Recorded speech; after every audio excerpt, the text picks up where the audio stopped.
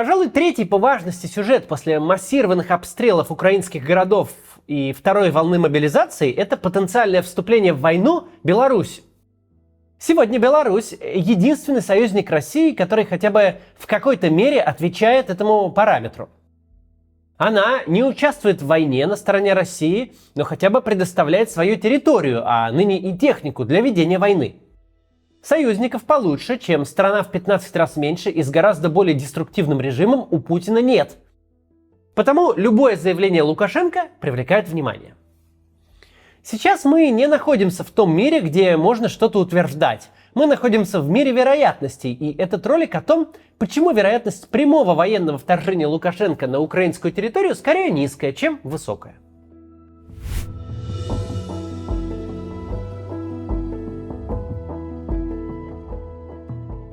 Последние несколько дней поведение Александра Лукашенко вызывает беспокойство. 7 числа он встретился с Владимиром Путиным в Петербурге, где, сославшись на угрозы с западной границы, договорился о развертывании совместной группировки войск союзного государства. Со следующего дня Лукашенко, а следом белорусский МИД, военные спецслужбисты и пропаганда, не переставая, кричат, дескать, Украина стягивает войска к границе Беларуси, готовит теракты на ее территории и планирует захватить белорусские города. Развертывание совместных войск преподносят как способ не дать Западу втянуть Беларусь в конфликт. Поддавшись этим вбросам, военно-политическое руководство Североатлантического альянса и Рада европейских стран уже в открытую рассматривает варианты возможной агрессии против нашей страны вплоть до нанесения ядерного удара. Риторика нам знакома. Примерно такие же обвинения в адрес Украины, смешанные с угрозами и отрицанием собственных агрессивных намерений, мы слышали от российского руководства 7,5 месяцев назад. Поэтому в словах Лукашенко многие видят попытку найти формальный повод, чтобы присоединиться к войне. Есть и другие тревожные признаки.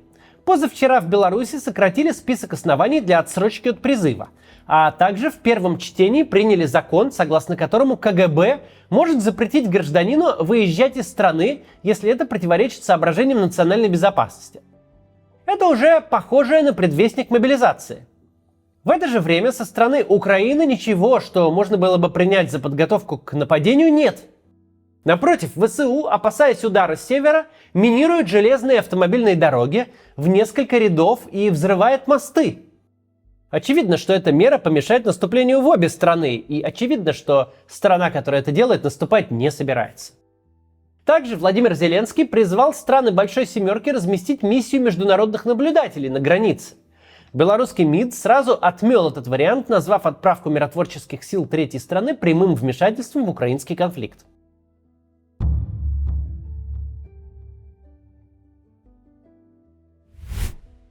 Лукашенко угрожает Украине вступлением в войну не первый день.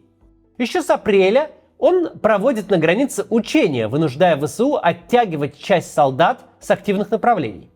Однако в целом, после первых дней войны, как только перспективы взять Киев с марша провалились, Лукашенко всеми силами открещивается от прямого участия белорусской армии в боевых действиях.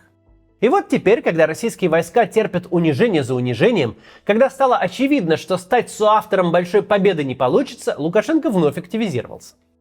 Дело в том, что после поражения на выборах главная опора Александра Лукашенко не правовая легитимность и не всенародная поддержка, а Владимир Владимирович Путин. А значит, так уж и быть, приходится подстраиваться под его хотелки. Ведь самый чудовищный режим в Европе, если говорить про внутренние порядки, сегодня существует только на том, что паразитирует на теле соседнего авторитарного режима. Лукашенко зависит от Путина политически, экономика зависит финансово, Путин Лукашенко поддерживает, Путин Лукашенко спонсирует. Это факт. Лукашенко во имя сохранения собственной власти впал в такую зависимость от Путина, что предоставил ему территорию Беларуси как плацдарм для вторжения в Украину. Сегодня, когда российская армия потеряла и подарила Украине слишком много бронетехники, Лукашенко вынужден предоставить России свои танки. Вроде бы из этого следует, что впавший в такую зависимость Лукашенко обязательно должен отправить в Украину и белорусские войска тоже, потому что чего уж ему терять-то теперь? Но это только на первый взгляд. На самом деле ничего подобного. Что на самом деле, разберемся после небольшой рекламы. Уже 7 месяцев карты россиян не принимают за рубежом. Конечно, есть МИР и UnionPay, которые в каких-то странах работают. Но этих стран с каждым днем становится все меньше. Но теперь можно завести счет в банке страны СНГ и получить работающую за рубежом карту Visa или MasterCard. Раньше надо было отдельно заморачиваться, найти время лететь в другую страну. Сейчас карту в банке СНГ можно открыть дистанционно с помощью российской компании easypay.world. Новую карту вам сделают за 2 недели. Для открытия счета достаточно фото загранпаспорта и прохождения видеоинтервью. В некоторых случаях вам потребуется доверенность. И все. easypay.world – официальное юридическое лицо. Они работают с крупными и надежными банками Армении, Казахстана, Таджикистана, Киргизии и Узбекистана. У компании более 10 тысяч довольных клиентов, что важно, учитывая новизну рынка. easypay.world дает гарантию перевыпуска карты в случае возникших с ней трудностей, связанных с постоянно меняющейся политикой иностранных банков. На всех этапах вас подробно и быстро проконсультируют, расскажут, как пополнить счет, проинструктируют, как уведомить налоговую. Стоимость услуги ниже, чем стоимость билетов в другую страну. Почти все карты будут работать в Apple Pay. Вы сможете бронировать отели за рубежом, оплачивать сервисы и покупки в магазинах, переводить деньги родственникам за границей. Пополнить карты можно через SWIFT-перевод или системы Corona Pay, Unistream и Kiwi. А некоторые счета вообще можно моментально пополнить через Сбер, Тинькофф и Альфа-банк. Если вы живете в России, но хотите иметь возможность тратить деньги за границей, обращайтесь за картой к easypay.world. До конца октября будет действовать промокод CATS на скидку в 5%. Оставить заявку можно по ссылке в описании. Продолжим. Лукашенко не союзник Путина. Лукашенко именно что паразит, нашедший эффективную стратегию выживания. Чтобы от него не избавились, хозяин должен верить, что сможет от паразита что-то в будущем получить. Ну, в данном случае. А значит, у Лукашенко всегда должно быть что-то, что он еще не отдал, о чем можно поторговаться с ним, чтобы, с ними нужно было договариваться. В мирное время Лукашенко понятно, чем торговал. Он продавал суверенитет Беларуси в развес. 22 года существовало союзное государство, у которого был парламент, глава, целый кулек институтов власти. И все это существовало только на бумаге. Каждый раз, когда случалось обострение внутренней экономической и политической обстановки, Лукашенко шел к Ельцину, Путину, Медведеву, снова к Путину с разговорами об углублении интеграции. И каждый раз, едва получив новый кредит и прощение старых долгов, тут же становился первым защитником суверенитета и независимости Беларуси. Сейчас речь об этом уже не идет. Какой ты полновесный хозяин земли своей, если чужие войска используют твою территорию, твои аэродромы и твою технику для атаки на соседа? Сейчас у тебя остался один товар – полноценное вступление в войну.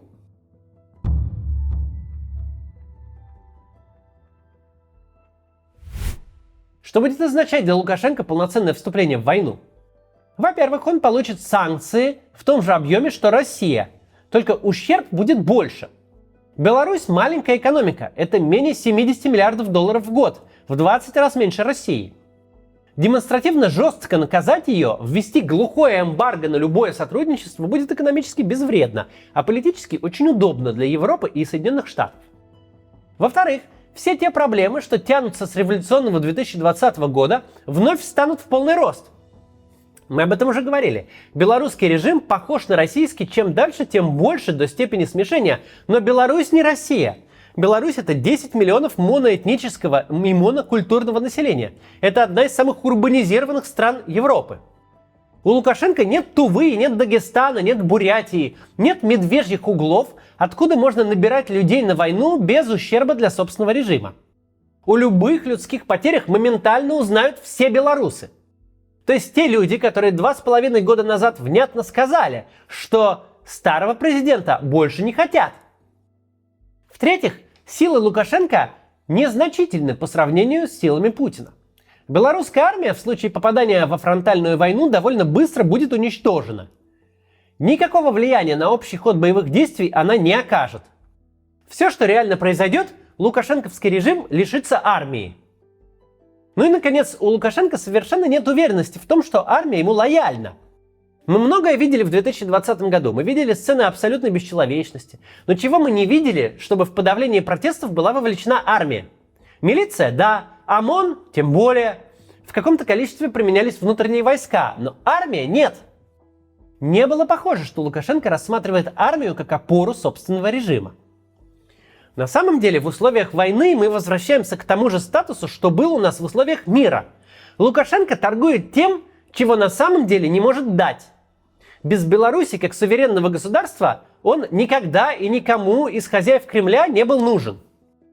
Такой актив можно продать только один раз. После вхождения своей армии в войну Лукашенко не просто разделит все риски Путина, он получит массу собственных. И с тем же исходом потеряет предмет для торга. Пока Лукашенко даже из своего фантастически уязвимого и зависимого положения умудряется извлекать сиюминутную выгоду. Беларусь стала одним из основных хабов для иммиграции из России. Граждане России массово заводят пока еще работающие карты Visa и MasterCard в белорусских банках. Через Беларусь все еще возможна контрабанда, поскольку не все примененные на Россию санкции были на нее распространены. Нет больших сомнений в том, что если бы война Путина пошла по тому сценарию, который он себе выдумал, то Лукашенко к ней очень быстро бы присоединился. Присоединиться сразу ему не позволили хитрость и осторожность. Он бы с большой радостью поучаствовал в чем-то победном. Представьте себе картину. Лукашенко в своих погонах с гербом Белоруссии и сыном Колей принимает парад на Крещатике вместе с Путиным и Шойгу. Военная победа, подкрепление легитимности, живое отражение того имени, которое выбрали для учений. Союзная решимость, как она есть. Но вступление в войну сейчас – это не участие в чем-то победном, это огромные риски во имя спасения Путина. Но это функция Путина спасать Лукашенко, а не наоборот. Тем более достаточно очевидно, что Путину никакая военная помощь от Беларуси особо не поможет, что сейчас вопрос поражения – это только вопрос времени.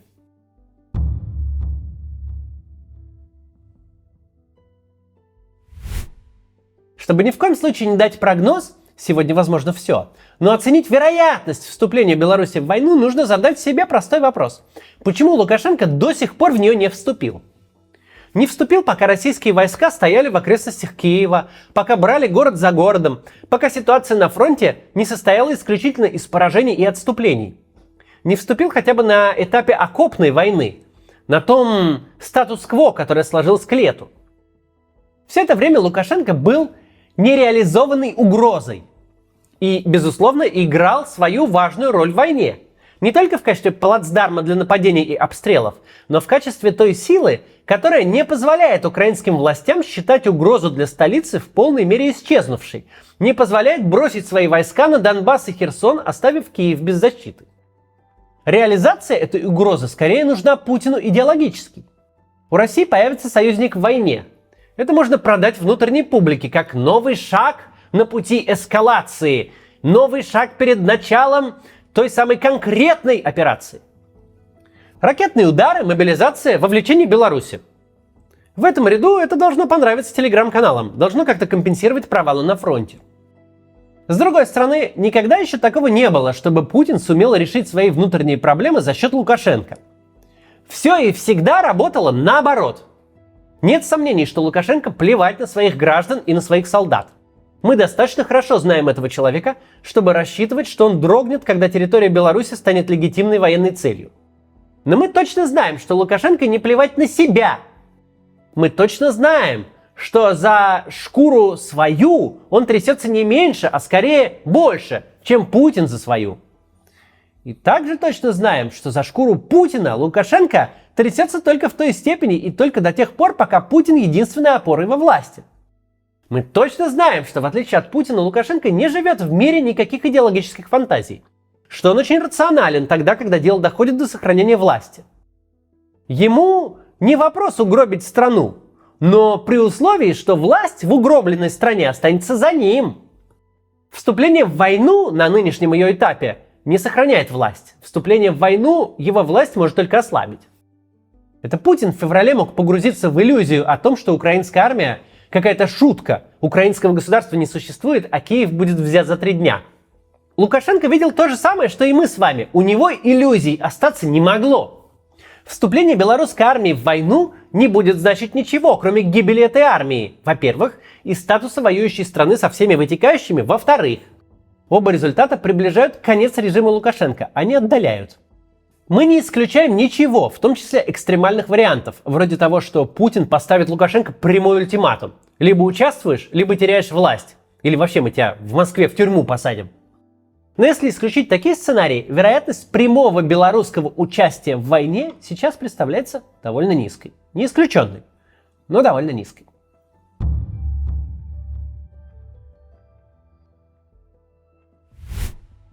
В конце сегодняшнего ролика небольшое обращение к моей белорусской аудитории. Этот ролик посмотрит не менее 200 тысяч зрителей из Беларуси. А это значит, что среди зрителей и через одно рукопожатие у нас с вами половина руководящего состава белорусской армии, если не весь. Да и половина всей армии тоже. Наверняка меня смотрят родственники военных. Вступление Беларуси в войну будет совершенно убийственно. Армия может погибнуть в полном составе вся. Чтобы лучше объяснить ситуацию знакомым военным, посмотрите вот это обращение подполковника белорусских ВДВ Валерия Сахащика. И покажите вашим знакомым, военным, ну или, может быть, родственникам, если они у вас есть. Посмотрите. И до завтра. Дорогие белорусы и все, кто меня слышит. Вот уже 8-й месяц мы все являемся свидетелями и участниками ужасного кровавого театра абсурда, в реальность которого еще год назад не поверил бы ни один разумный человек. Любому, кто хоть немножко способен мыслить, уже абсолютно ясно, что Россия проиграла эту войну. Обладая огромными ресурсами, она способна продлить свою агонию, но тем самым сделать свой конец еще более страшным. Никто и никогда не простит агрессору убитых и покалеченных мирных жителей, детей, женщин и стариков. Не успокоятся воины, пока не отомстят за каждого убитого товарища. Каждый разрушенный дом и объект инфраструктуры придется отстроить. И каждый новый день войны делает последствия все более тяжкими для агрессора. Для многих людей в мире стал совершенно неожиданным феномен сплочения украинской нации и ее готовности к самопожертвованию в неимоверно сложных условиях. Десятки тысяч украинцев бросили все, даже спокойную, сытую жизнь в мирной Европе, и поехали воевать. И это было в те дни, когда враг был на окраинах Киева. Сейчас наступил психологический перелом, и украинцы почувствовали, что они сильнее, и будут гнать и гнать агрессора с своей земли, как азартный охотник гонит раненого зверя. Пытаясь найти спасение, давно потерявшее связь с реальностью, руководство Российской Федерации, как последний шанс, пытается втянуть в свою войну Беларусь. Что ждет нас, если им это удастся? В этом вопросе я могу выступать в роли эксперта, так как провел в Украине немало времени с конца февраля и имея обширные контакты. Совершенно точно в течение первых нескольких суток будут уничтожены Мозырский нефтеперерабатывающий завод и большинство других крупных объектов в приграничной полосе, а также вся критическая инфраструктура. Нужно понимать, что при этом могут погибнуть и пострадать большое количество людей. Белорусские вооруженные силы потеряют большую часть офицерского состава, как это уже произошло с россиянами, так как средства связи и управления войсками у белорусов еще более отсталые и примитивные, чем у Российской Федерации. Вся система управления будет вскрыта и поражена. Отношение к захватчикам-белорусам со стороны украинцев будет еще жестче, чем к россиянам. С россиянами давно все ясно. Белорусов же до недавнего времени считали братским народом и добрым соседом. И подлый удар в спину вызовет страшную реакцию. Украинцы очень хорошо подготовлены к нападению со стороны Республики Беларусь. Несомненно, будут огромные потери. Жители Беларуси готовы принимать сотнями и тысячами своих сыновей в черных полиэтиленовых пакетах? Соучастие в агрессии, несомненно, вызовет активизацию белорусских патриотов, готовых сражаться за честное имя и международную репутацию белорусской нации. Количество наших добровольцев в Украине существенно вырастет. Военнослужащих вооруженных сил Беларуси будут встречать свои же белорусы только значительно лучше подготовленные, оснащенные и мотивированные. Беларусь, несомненно, станет страной-изгоем в мире и неизбежно разделит с Российской Федерацией позор поражения и будет долгие десятилетия выплачивать репарации.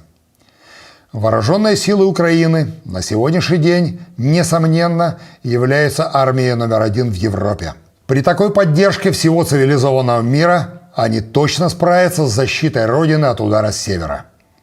Но теперь уже не будет никаких сдерживающих факторов, мешающих применить всю мощь самых современных поражающих средств по любым объектам, используемым агрессорами на территории Республики Беларусь. Все войны когда-нибудь заканчиваются. Эта война закончится даже быстрее, чем думает большинство людей. И с окончанием этой войны неизбежно произойдет смена эпох и уклада жизни, к которому мы все привыкли за несколько десятилетий. Ложь пропаганды, манипулирование фактами и подмена понятий перестанут работать. Белое снова станет белым, а добро добром. Задумайтесь об этом недалеком будущем. Кем вы будете в нем? Полноценными, уважаемыми членами общества или фигурантами Международного трибунала по военным преступлениям? Мы все нужны будущей Беларуси. Не перечеркивайте свое будущее. Пока не произошло непоправимое, давайте задумаемся. Люди в военно-политическом руководстве Беларуси. От вас зависит будущее нашей страны как никогда. Много лет система прощала ваши ошибки и позволяла вам проводить эксперименты, ценой которых становилось всего лишь нарастающее технологическое отставание, снижение уровня жизни и гражданских свобод. Все это происходило очень постепенно, и не каждый мог оценить результаты. Цена ошибки в принятии решения по вопросу участия в войне фатально высока. Ее разрушительные последствия проявятся в считанные недели.